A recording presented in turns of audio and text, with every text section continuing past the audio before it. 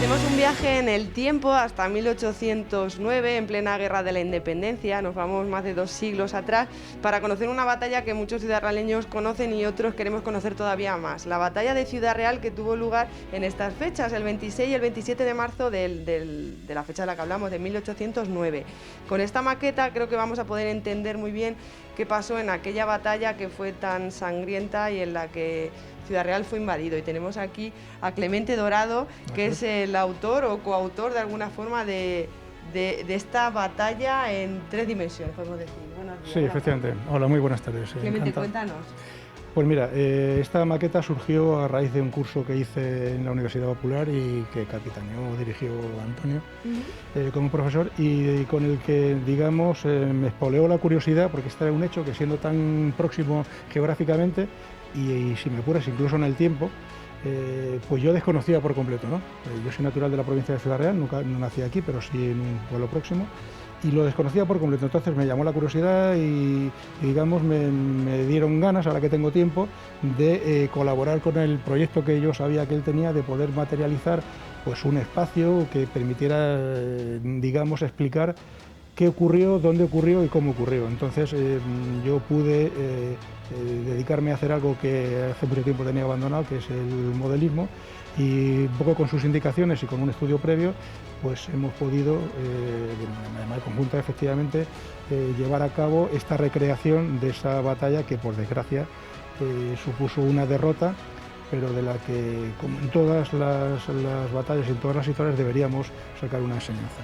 Bueno, es curioso que eres ingeniero de minas, pero querías, una vez que por circunstancias pues te prejubilaron, conocer más la historia de tu ciudad, en este caso donde vive Ciudad Real, ¿no? Correcto. Y a través de un curso de la Universidad Popular conoces a Antonio Martín, el curso se llamaba Historia de Ciudad Real, ¿no? Efectivamente. Y gracias a eso tenemos esto que puede ocupar próximamente un lugar en cualquier museo. Bueno, pues sería un sueño que eso fuese así. Está hecha sin ningún tipo de aspiraciones más allá de, digamos, dar rienda suelta a nuestra imaginación y apoyar el proyecto de Antonio.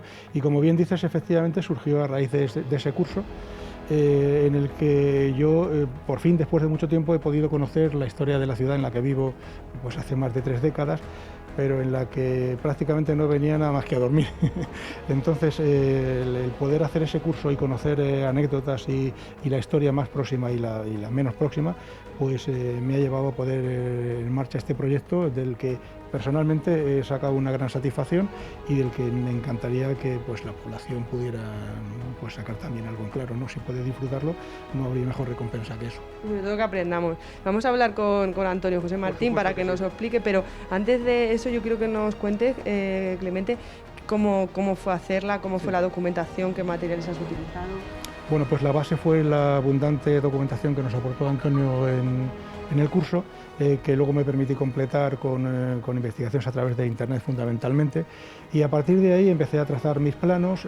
Por mi formación profesional como ingeniero, yo me tengo que mover con una planificación, tengo que sentar las bases en cuanto a materiales, en cuanto a tiempos, y a partir de ahí lo que hice fue básicamente juntar elementos que tenía desperdigados y que mi mujer me había animado en más de una ocasión a tirar a la basura, con lo cual se puede decir que además es un buen ejemplo de aprovechamiento. He hecho también en la Universidad Popular un curso de reciclado, quiero aprovechar para agradecerlo y ponerlo de manifiesto. Entonces es una muestra más, porque estos son maderas y cartones que debieran haber estado en la basura hace tiempo y que yo me empeñé en guardar, porque todo lo que estáis viendo aquí, salvo el spray de pintura que ha sido luego necesario para hacer, es cartón y madera. Y bueno, ¿qué tal, cómo ves el resultado y qué te ha dicho? Pues has mencionado a tu mujer, familia, amigos que te han comentado. Bueno, pues para todos ha sido una agradable sorpresa, digamos que, y para mí una satisfacción tener su reconocimiento. Les ha gustado y les ha sorprendido mucho a todos. De alguna forma les he cansado con el relato de la historia más de una vez, pero cuando vieron la maqueta, digamos que se ilusionaron y se emocionaron, que era lo que me pasó a mí y lo que intenta transmitir la maqueta, ¿no?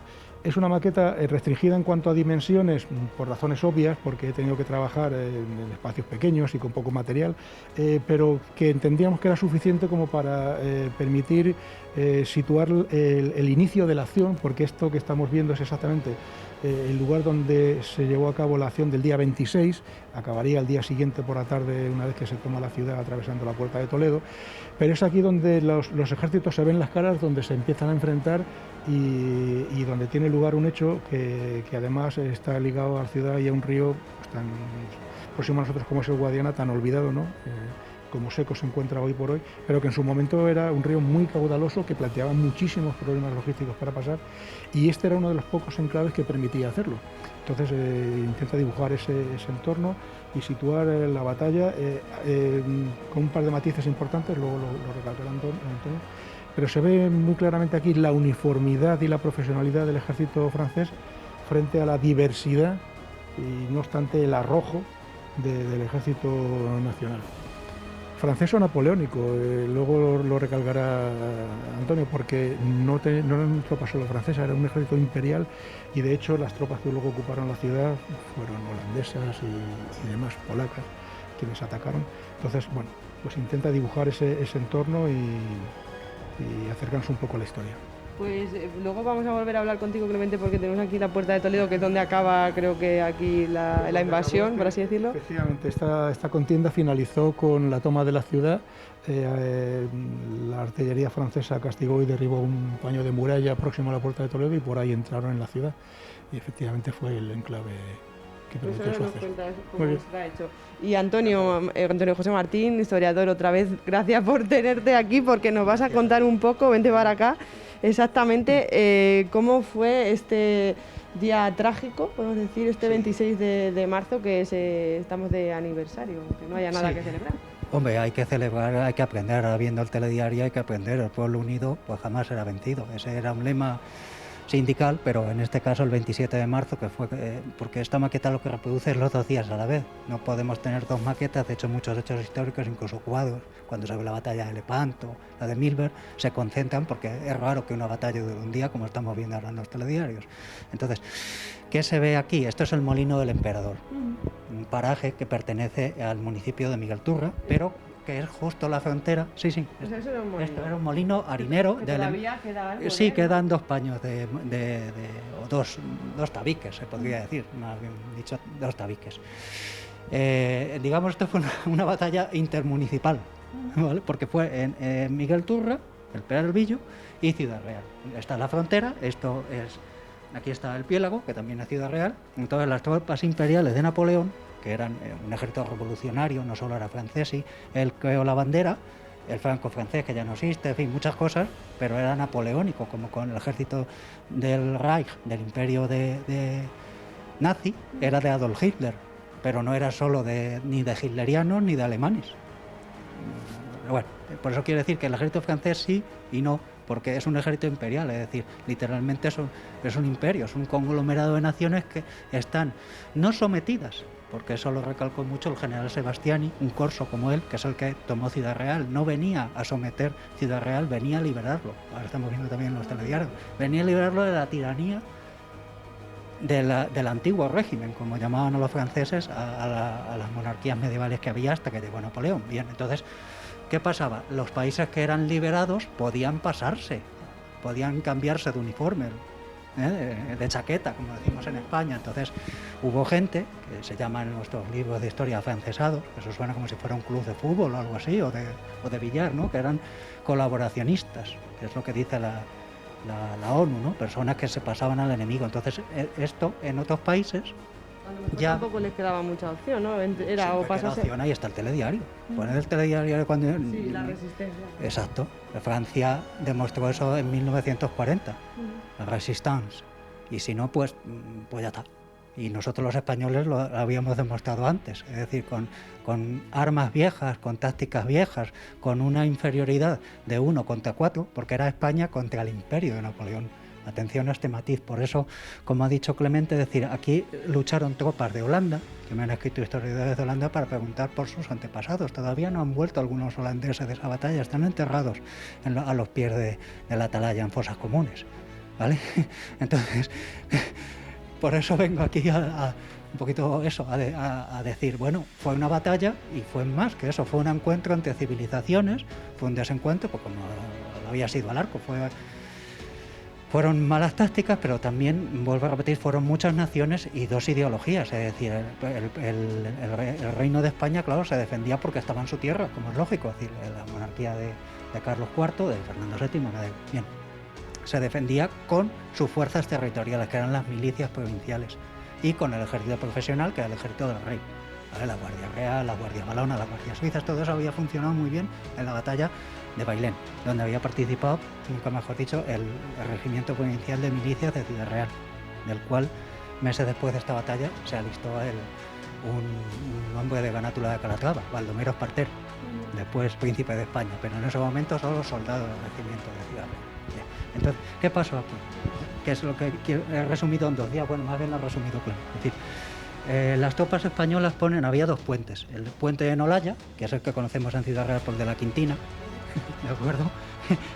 Y el puente que todavía existe en parte, aunque se reconstruyó en 1940, porque se dinamitó en 1939, la Guerra Civil Española, es muy estrecho, es decir, el cauce de Guadiana, como ahora se está viendo en los telediarios, es decir, el paso del franqueo, el vadeo de ríos caudalosos en invierno, porque la batalla fue en primavera, pero con el deshielo de entonces, como ahora estamos bien, pues hay que pasar. Entonces se llevaban los caballos de la caballería polaca, en este caso polacos, que son estos, que quieren ser libres de Rusia. Los polacos pertenecían al Imperio Ruso, del zar Nicolás. Entonces Napoleón les prometió que si se iban con él, serían polacos, serían independientes, pero claro, tenían que servirle al emperador, nunca. Entonces por eso vinieron, igual que los holandeses, igual que belgas, aquí participaron belgas, holandeses, franceses, suizos, polacos y luego españoles todos, ¿vale? Es decir, por eso quiero decir, está la bandera de uno de los regimientos del ejército de Napoleón, recreada ahí, están las flechas de dirección. ¿Por qué? Porque aquí está el puente de Nolaya y aquí está el puente del Monumento del Emperador, que es el más pequeñito. Entonces, durante día y medio, el ejército español intentó contenerlos con la artillería, como ahora se está viendo en los telediarios, es decir, lanzando literalmente pues eso, andanadas de metralla. Cuando intentaba pasar la caballería. Aquí se ha puesto la infantería porque representa el día que consiguen pasar. A la caballería, en este caso los dragones franceses, que son estos. Es decir, los dragones eran señores que iban a caballo, pero que se bajaban en el último momento y disparaban, o que eran capaces de disparar a caballo, llevaban una carabina. Estos eran belgas, aunque estaban bajo la bandera de Napoleón. Entonces, ¿qué ocurre? Pues eso, que durante un día, el día 26, no son capaces. Las tropas imperiales napoleónicas, que han sido capaces de destruir imperios, el imperio austrohúngaro, han vencido en grandes batallas, no son capaces de pasar un río pequeñito, como les había pasado en Bailén, que era un desfiladero. No son capaces de pasar ese desfiladero porque les esperan a la salida en Bailén. Bien, Despeñaperro se llama ese desfiladero. Lo digo porque antes se pasaba por abajo, ahora pasamos por encima de un puente, pero hay que pasar por abajo, y casi en fila india. Entonces aquí les pasaba igual. Pero ellos ya habían escarmentado de ese error. Y se dieron cuenta por la noche del 26, mandando exploradores, que había otro puente más alejado, en un puente muy pequeñito, que no se había dinamitado ni se había obstaculizado por parte del ejército español, que era el de Calatrava la Vieja, en Carrín de Calatrava. Es decir, a unos 8 kilómetros de aquí, casi en línea recta, y sigue existiendo ese puentecito. Entonces, con mucha paciencia, durante toda la noche, pasaron cerca de 1000 jinetes de la caballería polaca. Cuando amaneció, hay que ver, bueno, lo estamos en marzo, pues cuando amanece sigue amaneciendo igual, lo que ahora hemos cambiado la hora, pero amanece siempre a la misma hora. Claro, parece una obviedad. Bien, pues cuando amaneció más o menos a la hora que tenemos ahora, porque era Jueves Santo, hay que recordar también, esa es otra, y estaba España en estado de alarma de excepción. Como la hemos vivido, sabemos lo que significa. Bien, pues las tropas españolas seguían apuntando sus cañones hacia aquí, hacia el alto, y no se veía nadie. Entonces ellos pensaron que no iban a intentarlo, que posiblemente se retirarían y se irían, pues qué decir, Medellín, más allá de Guadiana, es decir, lo intentarían quizás por Badajoz. Ya he dicho antes, Medellín, Mérida, es decir, otros pasos del río, pero más, o sea, que habían conseguido su objetivo, pero bueno, seguían vigilando porque se veían tropas, algo de movimiento se veía, pero no se veían las oleadas de gente a caballo, ¿no? de ataques de caballería. El día 27 por la mañana, claro, el dispositivo español sobre todo era de infantería. Hemos hablado de la artillería, los pobrecitos que nunca se habla de ellos, nada más que David y Velarde en toda la guerra de la independencia. Y sin artillería, como se puede ver, no se va a ningún sitio. Pero claro, la artillería tiene servidores y tiene munición finita. Y eso lo sabían y lo saben cualquiera. Entonces, ¿qué pasó?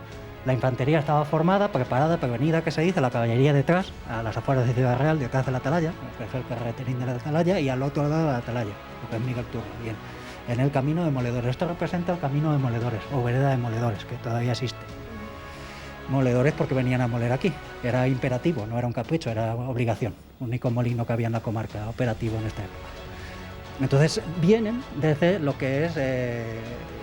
no Peralvillo, pero bueno, casi, viene una, como se ve en las películas, una oleada, una carga de caballería, como en cualquier película que se vea. Vienen 300, 500 jinetes, que son lanceros polacos, que todavía ellos se representan a sí mismos así, es decir, la Guardia Presidencial de Polonia y sus unidades históricas se representan como estos. Se hicieron llamar ellos en español los Diablos Rojos, por la sangre que vertieron. O sea, su uniforme era azul, pero se quedó rojo de alancear a los pobres soldados españoles. Claro. Pero esta gente aún así tuvo el temple y el orden de refugiarse en las higueras, en los olivos, en los almendros que había en los alrededores de la atalaya.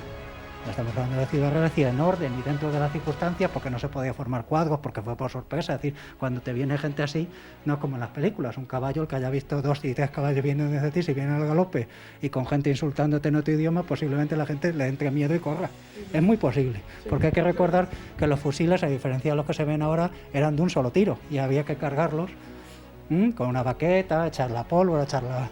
Entonces todo eso muy rápido no es muy rápido y se hacía por secciones al fuego, entonces que no daba tiempo. Entonces lo más que pudieron hacer era retirarse y que la caballería española frenase, les sirviera de pantalla para que ellos pudieran retirarse a Ciudad Real o a Miguel Turra, que es lo que hizo la mayoría de la infantería. Aún así se cogieron 4.000 prisioneros, que se dice pronto, 4.000 prisioneros. Según la parte de bajas que he conseguido gracias a los historiadores holandeses y belgas que me han escrito de puño y letra del general Sebastiani francés, hay 500 alanceados, dice literalmente en francés. Eso no significa que mueran, pero es posible que mueran, porque no había el hospital provincial, era la Casa de la Caridad. Los franceses, vamos a llamarlo en el término que siempre se dice, los franceses lo primero que hacen al ocupar Ciudad Real es ocupar el hospital para cuartel, con lo cual ya no hay servicio de sanidad. El actual rectorado era el hospital de la Casa de la Caridad. Sí, claro, el capitán Brzezinski, me perdonen los polacos, no sé polaco, pero es como yo lo leo, dejó sus memorias. El Ministerio de Defensa publicó esas memorias en nuestro idioma, porque en polaco aquí no creo que sepamos nadie, y yo las pude leer y gracias a eso y a testimonios de los franceses, al haber investigado en los archivos nacionales de Francia, que están en París, pues supe que el general Sebastiani pues eso había hecho esta batalla y por eso está en el Arco del Triunfo de París, porque valga la redundancia, allí solo están los que al menos han ganado una batalla o una campaña, y sale bien claro Sebastiani, que era corso y era masón como su jefe. ¿Y algún detalle para terminar, Antonio, que podamos tener en cuenta al mirar la maqueta? Pues, por ejemplo, he intentado representar todos los cuerpos, armas, regimientos que más se destacaron en esta batalla, porque fue muy meritorio aguantar a un imperio día y medio, cuando otros profesionales no aguantaron ni 6 horas. Hay que ver que la batalla de Waterloo duró 8 horas, más o menos lo que esta, y eran 5 imperios. Allí eran todos ya veteranos y profesionales. Aquí estos eran gente que estaban haciendo servicio militar o eran voluntarios, como se está viendo ahora en los telediarios, es decir, personas que eran civiles hasta unos meses antes, como después sería Baldomero Espartero, que era ebanista. Entonces, sí, quiero decir, tú puedes coger un arma, pero luego tienes que enfrentarte al enemigo. ¿Qué regimientos he puesto aquí? Pues el Farnesio, el España, los carabineros reales, los húsares del rey, es decir, y el general Urbina. José de Urbina, conde de Cartojal, un malagueño, que era el que dirigía el ejército español, aunque no estaba presente. Esto un poquito quiero representarlo como en el ajedrez, es decir, las figuras más importantes, ¿no? No está el general Sebastiani porque literalmente tampoco estaba. Pero bueno, se puede incorporar, es una fantasía, es decir, no estaba el general Urbina, creo que estaba en Daimiel, si no me falla la memoria, y el general Sebastiani no se sabe dónde estaba. representa horas después, es posible que estuviera, eso es una suposición mía, en los Llévenes, que es donde tenían el cuartel general las tropas napoleónicas, los Llévenes que están en Toledo. Antonio, esta es la recreación de la bandera de la milicia ciudadraleña, ¿no?, de 1809.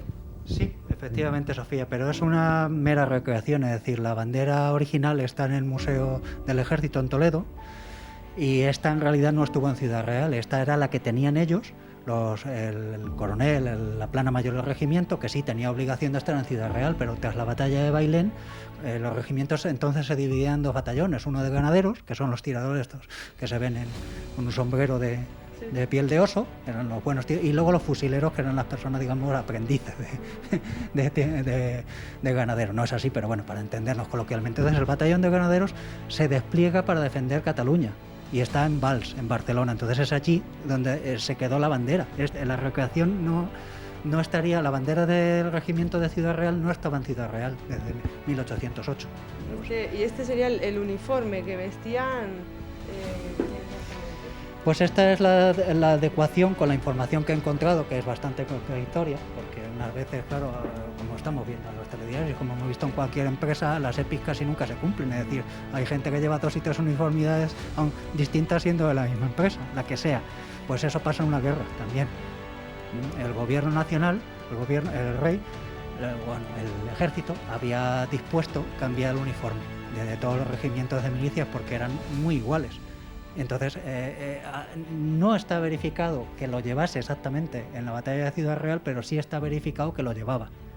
Entonces, este es, según el reglamento, los colores que llevaban en la guerrera, es decir, la parte de arriba. La parte de abajo, en invierno era marrón, más o menos como lo llevo hoy, o sea, de paño, de pana, y en verano era blanca, como se ve siempre en todas las películas. Pero siempre van de blanco, por cierto. Bien. Esto es una guerrera, que tampoco tenía ese tamaño, pero bueno, similar, de oficial. Lo importante, la flor de lis. Al ser la monarquía borbónica, pues la flor de lis era su emblema. Esto era lo que les diferenciaba del ejército real. Es decir, las milicias provinciales eran las reservas, es decir, de ahí viene la expresión de hacer la mili. Era un año en la paz, o si pasaba una invasión, pues se movilizaba cada capital de provincia o cada ciudad importante tenía su propia milicia. Entonces, para diferenciarse, llevaban la flor de lis. Igualmente en los botones, aquí he recreado un botón. Tenemos un botón original, porque han aparecido y uno de ellos fue depositado en el Museo Provincial por la persona que lo encontró hace años, pescando. Y aquí está, ¿no? Sí, claro, teniendo manos. Ese es un botón que estaría aquí, en el bicornio, para sujetar la escarapela con los colores, en este caso la bandera, pues igual que ahora mismo, pues aquí el barboquejo, es decir, es posible. ¿Qué quiero decir? El barboquejo, claro, es esto que se pone para que no se te caiga, ¿verdad? Pues sí. Bien, pues tiene 2 botones. ¿Y qué más tenemos ahí? Aquí hay balas de mosquete de ambos bandos y de carabina, que han aparecido en las riberas del río Guadiana y en las cercanías del Piélago. El Piélago, el puente de Nolaya o el puente de la Quintina. Esto es una pieza que no sabemos muy bien qué es. Pensamos, la persona que lo encontró y yo, tenemos la hipótesis que puede ser para sujetar el correaje del mosquete, pero puede que no lo sea. Eso lo tendría que decir un ingeniero industrial, un arqueólogo, Y dejando para el final el fusilero, sí. Cuéntanos un poco qué otras cosas. Esto es un libro de la época, esto es un manual para los oficiales, como dice aquí. Esto lo compré en un anticuario hace ya muchos años y es de verdad. Esto es como aprendían los oficiales de milicia.